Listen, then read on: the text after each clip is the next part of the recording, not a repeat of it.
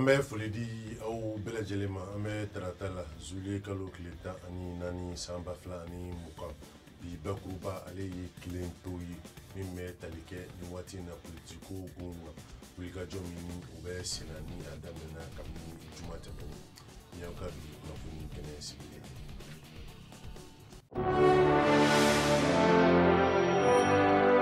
politiko gɛlɛyaw la halisa. Kunu tɛnɛndon juillet kalo tile 13 san 2020 an ka jamana minisiri ɲɛma Dr Bubu Sise ale ye minisiriso secrétaire général wele lajɛ la lajɛ min senfɛ a ye kunnafoniya di u ma min bɛ tali kɛ jamana kibaruyaw kan nin waati in na kɛrɛnkɛrɛnnenya la min ni o ye Bamako an ka faaba ba ye a ko gɛlɛya min ni o bɛ jamana kɔnɔ politiko siraw la kabi juma tɛmɛnen a ko gɛlɛya in senfɛ ko maa caman joginna maa caman fɛnɛ ni tora la min ni o ye bolominɛw ye k'olu caman tiɲɛna minisiri ɲɛma ka laseliw la halisa a ko maa 140 k'o de jogira min ni o ye fatuta ye k'o ye maa 11 ye a ko nin kibaruya ninnu na k'a bɛ tali kɛ min ni o ye civil ye fo ka taa se lakana tigilamɔgɔw ma a ko fana min ni o ye sɛgɛsɛgɛliw ye k'olu bɛ sen na ka da ka ɲini kɛra dɔgɔtɔrɔw fɛ u ka kibaruya di min ni o ye fatubaw ye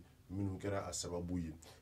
kibaruyaw b'a yira ko maa 7 o de ye su yera Gabriel Ture la min ni o ye an ka komini 5nan dɔgɔtɔrɔso ye maa 3 komini 6nan dɔgɔtɔrɔso sa o fatuta ko ye maa 1 ye juin kalo tile 29 tɛmɛnen an ka minisiri ɲɛma ani minisiriso secrétaire général ye lajɛ fɔlɔ min kɛ ka kibaruya d'u ma ko nin waati in na ko baara minnu ni olu kun bɛ sen na k'a b'a ɲini secrétaire généraliw fɛ u ka o baaraw bɛɛ se u dan na ka d'a kan yanni gouvernement ka sigi jamana kana jɔ cogoya si la fɛn min ni o bɛ tali kɛ sarakow kan fo ka taa se baara minnu ni olu bɛ sen na k'u ka o baaraw bɛ teliya walasa jamana ka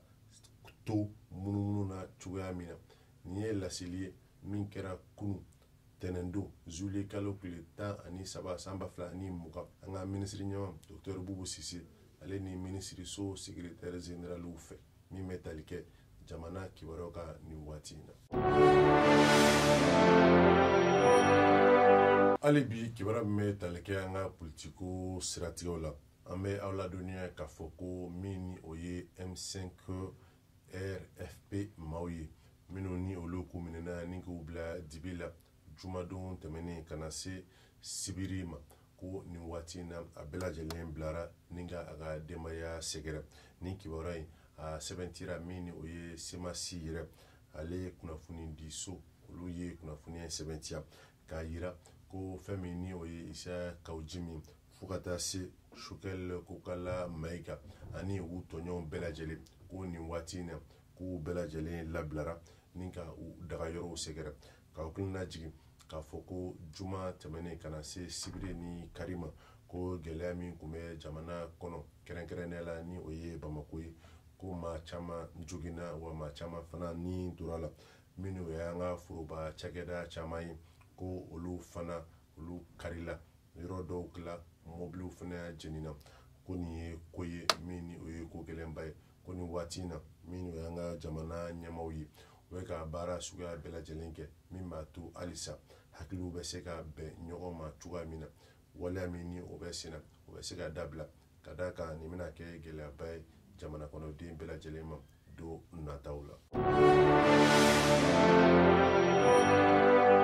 Di saniyaliko cakɛda ni a bɛ wele nasarakan daɲɛ surunna ko Somaja o kolatigɛ jɛkulu ye cakɛda in yɛrɛ sa ale ka san 2019 décembre kalo tile 31 a wariko fo ka taa se a baarako k'o kɛlenw k'olu sɛbɛnfuraw ta ni ka o fɛsɛfɛsɛ nin kɛra lajɛ dɔ senfɛ min kɛra kunu juillet kalo tile 13 san 2020 lajɛ in yɛrɛ sa nin kun ye a ta ko 24 ye baara senfɛ sa u bɛna jateminɛ kɛ ni o ye baara bolodalenw ye min bɛ t'u jɔ fo san 2035 na n'o ye san 2035 san ye min o ye Somajepi ale kolatigɛ jɛkulu ɲɛmaaba Yunus Ahmed Diko a ko min ni o ye Somajepi ale manakun o yɛlɛla ni 100 o 100 saba ani buruburu ye an b'a ye k'a fɔ mini o ye san 2018 ye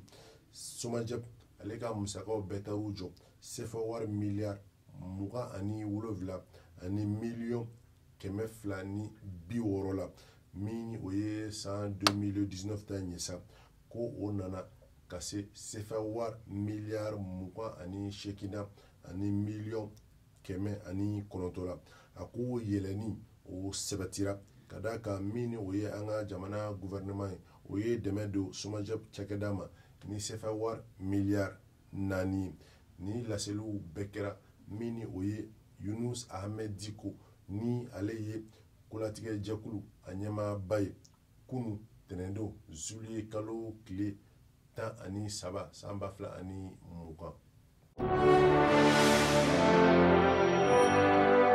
ni jiko kibaruya mɛ dansiri an ka bi kunnafoni ko kibaruya la an bɛ dugawu kɛ a ka bɛn waati wɛrɛ ni kɛnɛ kelen kan halisa hakilina jiginna ko ni baara bɛɛ lajɛlen waliyara ala ni ANCD ni an ma olu ka bolo di ɲɔgɔn ma baaraw ye a k'an bɛn